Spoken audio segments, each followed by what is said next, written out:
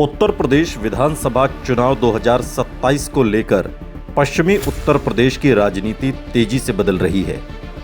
BJP और RLD का गठबंधन केवल चुनावी समझौता भर नहीं रह गया, बल्कि अब ये सामाजिक और राजनीतिक रणनीति के स्तर पर भी एक नए दौर में प्रवेश करता दिखाई देता है।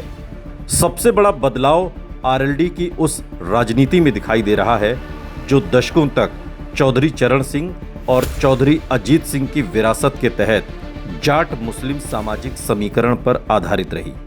अब पार्टी अध्यक्ष और केंद्रीय मंत्री जयंत चौधरी उस पुराने मॉडल से आगे बढ़ते हुए नई सोशल इंजीनियरिंग तैयार करने की कोशिश कर रहे हैं। यही कारण है कि उनके हालिया राजनीतिक फैसलों, संगठनात्मक नियुक्तियों और सार्वजनिक बयानों में बीजेपी की राजनीतिक शैली और दीर्घकालिक रणनीति की झलक दिखाई दे रही है। राजनीति के जानकारों का मानना है कि ये बदलाव केवल 2027 के चुनाव को ध्यान में रखकर नहीं, बल्कि पश्चिमी उत्तर प्रदेश में आरएलडी की नई पहचान गढ़ने की कोशिश भी है। आरएलडी का राजनीतिक इतिहास किसानों की राजनीति, चौधरी चरण सिंह की विचारधारा और जाट मुस्लिम सामाजिक एकता से जुड़ा रहा है। चौधरी चरण सिंह ने किसान राजनीति को जातीय सीमाओं से ऊपर उठाने का प्रयास किया, लेकिन पश्चिमी उत्तर प्रदेश के सामाजिक ढांचे में जाट और मुस्लिम समुदाय का मजबूत तालमेल आरएलडी की सबसे बड़ी चुनावी ताकत बन गया। चौधरी अजीत सिंह ने भी लंबे समय तक इसी सामाजिक समीकरण के आधार पर पार्टी को आगे बढ़ाया। हालांकि साल 2013 के मुजफ्फरनगर दंगों के बाद ये समीकरण बुरी तरह प्रभावित हुआ। जाट और मुस्लिम समुदायों के बीच बढ़ी दूरी का सबसे बड़ा राजनीतिक नुकसान आरएलडी को उठाना पड़ा। इसके बाद पार्टी का जनाधार कमजोर हुआ और चौधरी अजीत सिंह से लेकर जयंत चौधरी तक कई चुनावों में अपेक्षित सफलता नहीं मिल सकी। इसके बाद 2022 के यूपी विधानसभा चुनावों में जयंत चौधरी ने समाजवादी पार्टी के साथ गठबंधन किया। इस गठबंधन ने पश्चिमी उत्तर प्रदेश में जाट मुस्लिम समीकरण को काफी हद तक फिर से सक्रिय किया। आरएलडी ने सीमित सीटों पर चुनाव लड़ते हुए अच्छा प्रदर्शन किया और कई महत्वपूर्ण सीटों पर जीत दर्ज की। इससे पार्टी को नई राजनीतिक ऊर्जा मिली। लेकिन 2024 के लोकसभा चुनाव से पहले जयंत चौधरी ने रणनीतिक फैसला लेते हुए समाजवादी पार्टी का साथ छोड़कर बीजेपी के नेतृत्व वाले एनडीए में शामिल होने का फैसला किया।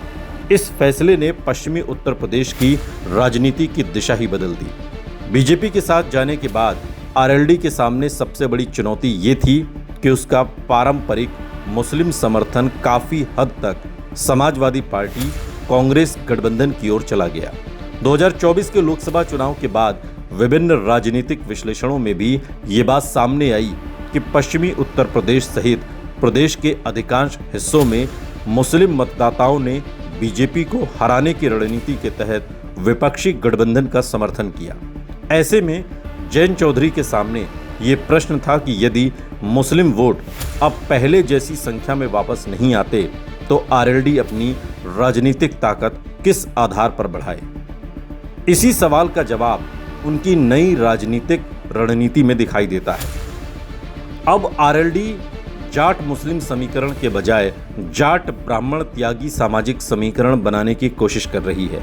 पार्टी की संगठनात्मक नियुक्तियां भी इसी दिशा का संकेत देती हैं। उत्तर प्रदेश में कार्यकारी अध्यक्ष के रूप में अनुपम मिश्रा की नियुक्ति, संसदीय दल के नेता के रूप में केसी त्यागी की भूमिका और महासचिव के पद पर त्रिलोक त्यागी की जिम्मेदारी को राजनीतिक विश्लेषक केवल संगठनात्मक बदलाव नहीं बल्कि सामाजिक संदेश के रूप में भी देख रहे हैं। इन नियुक्तियों के माध्यम से आरएलडी ये संदेश देना चाहती है कि अब वो केवल जाटों की पार्टी नहीं बल्कि पश्चिमी उत्तर प्रदेश के प्रभावशाली सवर्ण और किसान समुदायों को भी अपने साथ जोड़ना चाहती है।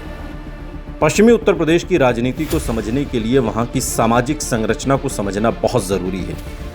इस क्षेत्र में लगभग 80 से 90 विधानसभा सीटें ऐसी हैं जहां जाट, ब्राह्मण, त्यागी, गुर्जर, दलित, मुस्लिम और अन्य पिछड़ी जातियों का चुनावी प्रभाव महत्वपूर्ण है। जाट समुदाय आरएलडी का सबसे मजबूत पारंपरिक आधार रहा है। वहीं ब्राह्मण और त्यागी समुदाय लंबे समय से बीजेपी के प्रमुख समर्थकों में गिने जाते रहे।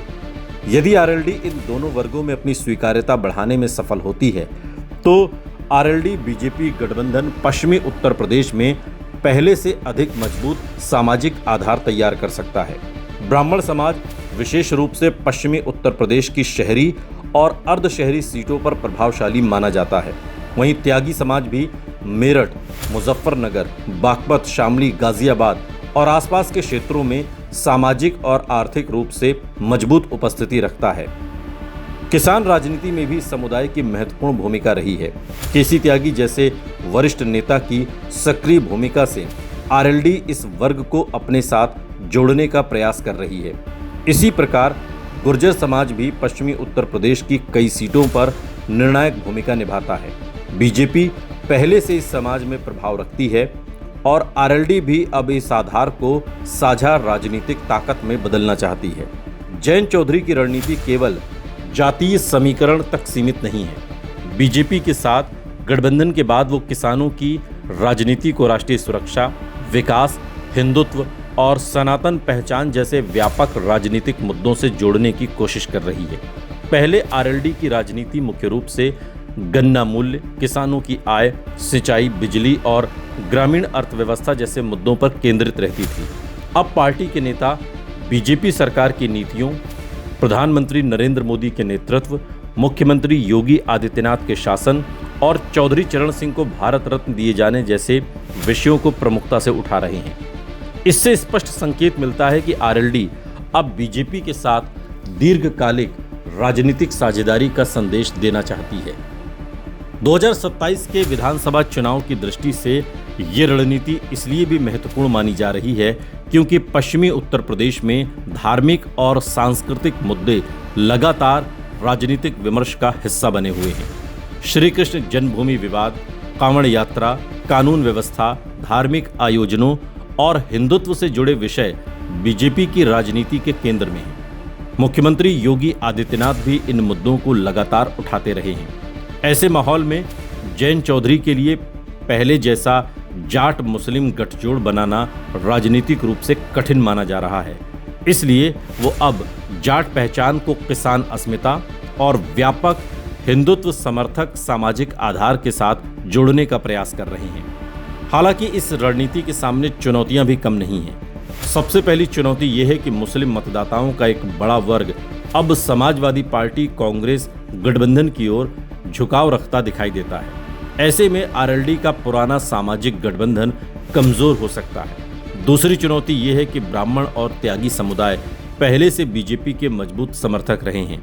इसलिए इन वर्गों में आरएलडी की स्वतंत्र राजनीतिक स्वीकार्यता बढ़ाना आसान नहीं होगा। तीसरी चुनौती यह है कि बीजेपी और आरएलडी के बीच सीटों के बंटवारे को लेकर संतुलन बनाना होगा, क्योंकि दोनों दल अपने अपने संगठन और कार्यकर्ताओं की अपेक्षा को भी ध्यान में रखेंगे।